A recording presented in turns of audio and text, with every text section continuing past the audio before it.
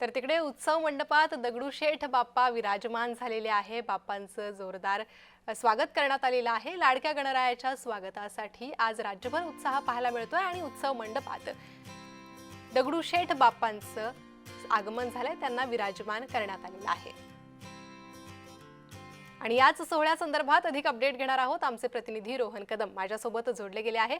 रोहन, दगडूशेठ बाप्पांचं उत्सव मंडपात आगमन झालंय, ते विराजमान झालेत, काय माहिती? आणि कुटुंबीय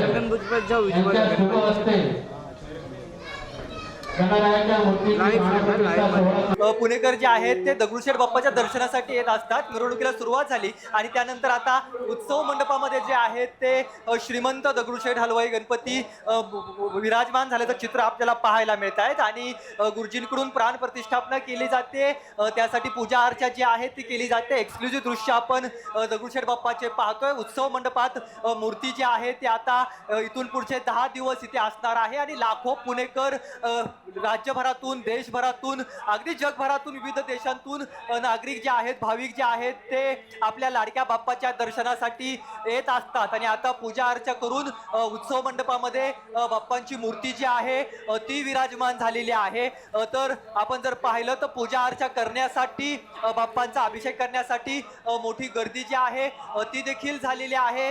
पुणेकरांकडून जे आहे ते एक फोटो आपल्या लाडक्या बाप्पाचा मोबाईलमध्ये मिळावा, एक छबी आपल्या लाडक्या बाप्पाची मोबाईलमध्ये टिपावी, त्यासाठी या सगळ्यांचे फोन जे आहेत ते आपल्याला हवेमध्ये पाहायला मिळत आहेत आणि पूजा अर्चा करून लहानाच्या चौकापर्यंत ही सगळी गर्दी जी आहे ती पाहायला मिळते। ती सगळी गर्दी आता पूजा अर्चा झाल्यानंतर दर्शन रांग जी आहे ती सुरू केलं जाईल आणि त्यानंतर पुणेकर आहेत ते दर्शन घेतील। पाहिलं तर बाप्पाची सुंदर मूर्ती, विलोभनीय अशी मूर्ती आणि प्रत्येकाच्या डोळ्याचं पारणं फेडणारी मूर्ती जी आहे ती आपल्याला पाहायला मिळते। आणि अत्यंत मनोभावे उत्साहात दगडूशेठ बाप्पाचं उत्सव मंडपात स्वागत झालेलं आहे आणि ते आता विराजमान झालेले आहे। धन्यवाद सविस्तर माहितीसाठी।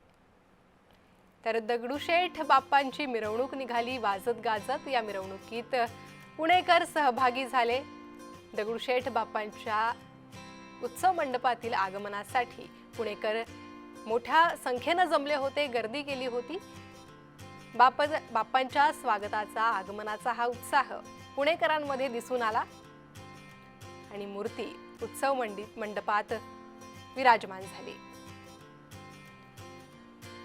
तर मनोभावे पूजा अर्चा करण्यात आलेली आहे दगडूशेठ बाप्पाची आणि आता पुढील पूजन सुरू झालेलं आहे। आता 10 दिवस दगडूशेठ गणपती बाप्पा उत्सव मंडपात भाविकांना दर्शनासाठी खुला राहील। तर पद्मनाभ मंदिराचा देखावा यावर्षी दगडूशेठच्या बाप्पासाठी करण्यात आलेला आहे। केरळचं पद्मनाभ मंदिर, ज्याचा आकर्षक असा देखावा यावर्षी मंदिर ट्रस्ट कडून साकारण्यात आलेला आहे आणि त्या देखाव्यात बाप्पा विराजमान झालेले आहे। प्राण प्रतिष्ठापना गणपती बाप्पांची आता करण्यात येते आणि दगडूशेठच्या दर्शनासाठी पुणेकरांनी मोठ्या प्रमाणात गर्दी केल्याचं पाहायला मिळतं। दृश्यांच्या माध्यमातूनही ही गर्दी आपण पाहू शकतो।